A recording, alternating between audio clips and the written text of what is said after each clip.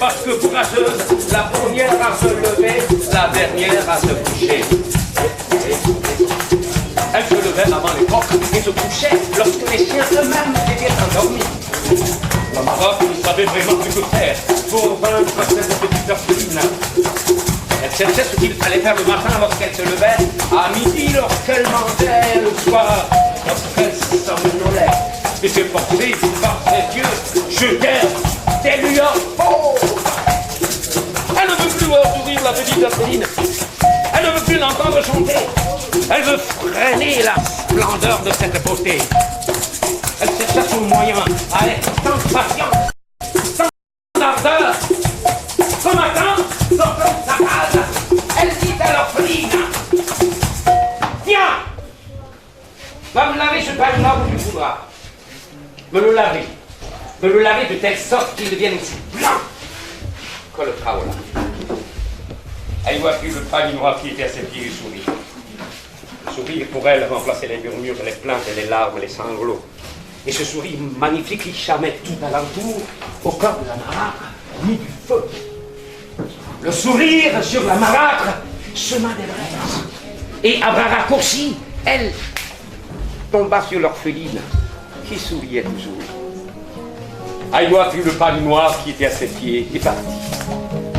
Après avoir marché pendant une lune, elle arriva au bord d'un ruisseau. Elle y plongea le pagne noir. Mais à son grand étonnement, le pagne ne fut point mouillé. Or, le coulait bien. Avec dans son lit les petits poissons et les nénuphars. Sur ses berges, les crapauds enflaient leur voix comme pour effrayer la petite orpheline qui souriait toujours. Aïwa replongea le linge noir dans l'eau et leur refusa de le mouiller. Alors elle reprit sa route.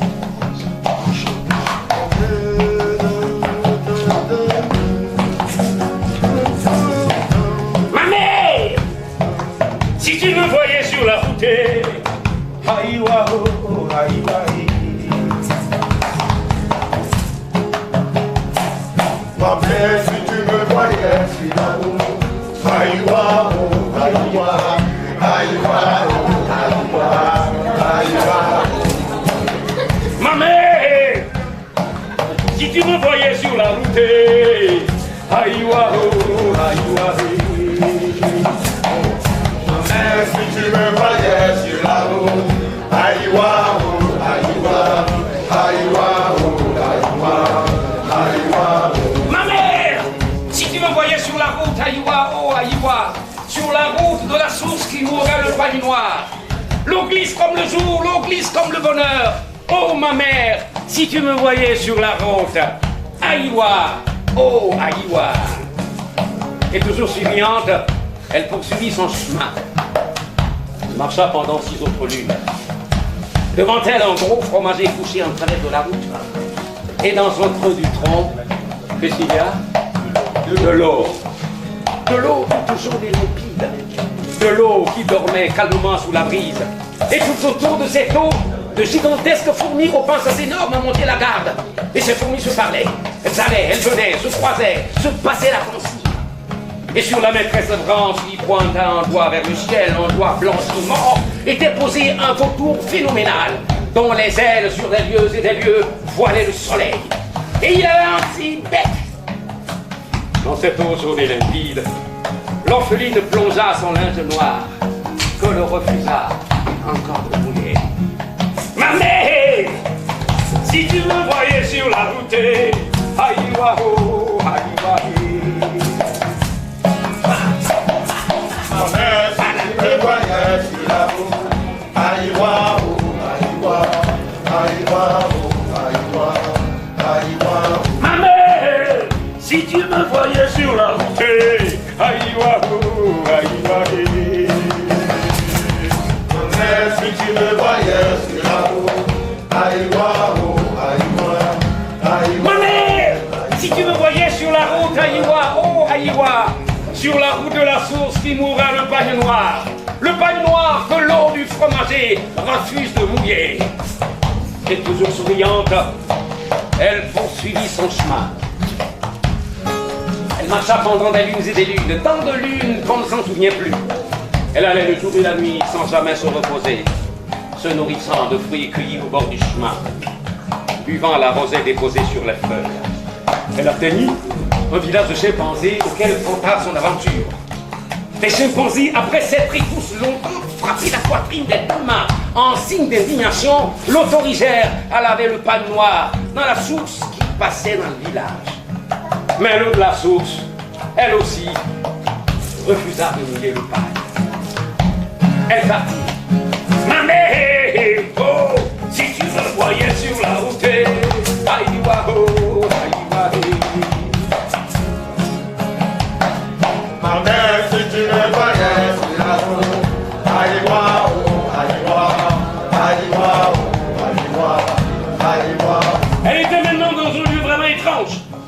La voie momentelle s'ouvrait pour se refermer derrière elle. Les arbres, les oiseaux, les insectes, les feuilles montent, les feuilles sèchent, le ciel, la terre, le sable, les pierres, tout parlait. Et dans ce lieu, nulle trace de créature humaine. Elle était bousculée, ailée, la petite Aïwa qui marchait depuis toujours et voyait qu'elle n'avait pas bougé depuis qu'elle marchait. Et tout d'un coup, comme poussée par une force prodigieuse, elle franchissait des étapes et des étapes qui la faisaient s'enfoncer davantage dans la forêt, où régnait alors un silence angoissant. Devant elle, une clairière, et au pied d'un bananier, une eau qui s'ouvre. Elle était si claire, cette eau, que là-dedans se mirait le ciel, les nuages, les feuillages, les oiseaux. Aïwa s'agenouille et sourit. L'eau frissonne. Avec détermination, Aïwa prit de cette eau, la jeta sur le pagne noir. Le pagne noir se mouilla enfin. Amlimama. Amlimalo. Agenouillé sur le bord de la source, Aïwa mit 2 lunes à laver le pagne noir. Il restait toujours noir. Elle regardait ses mains pleines d'ampoules et se remettait à l'ouvrage tout en chantant. Mamé, si tu me voyais sur la route, Aïwa, oh, Aïwa, Si tu me voyais, si tu me voyais sur la route, Aïwa, oh, Aïwa, ma mère, viens me voir au bord de la source. Le pagne noir va devenir blanc, plus blanc que le kaolin.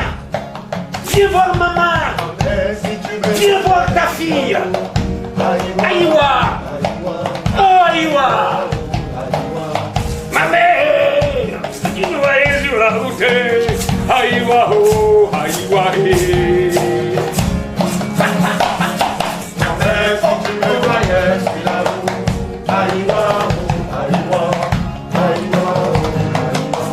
à peine avait-elle fini de chanter que voilà sa mère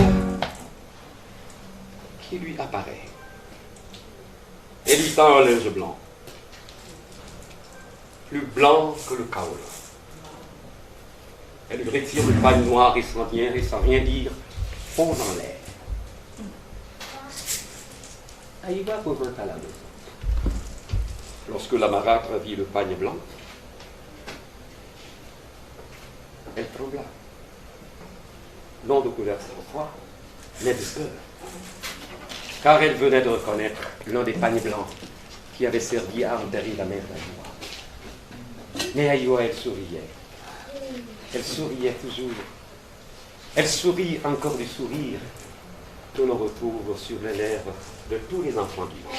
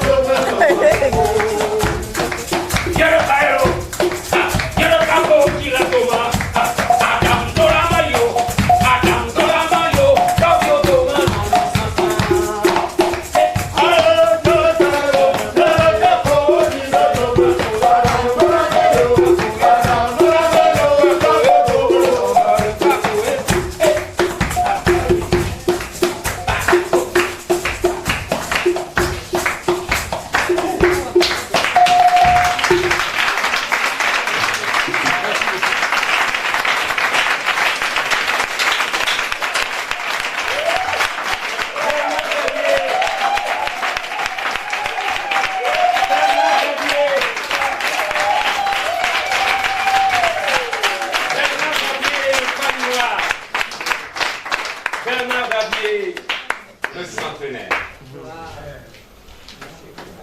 Son compte m'a versé depuis mon enfance.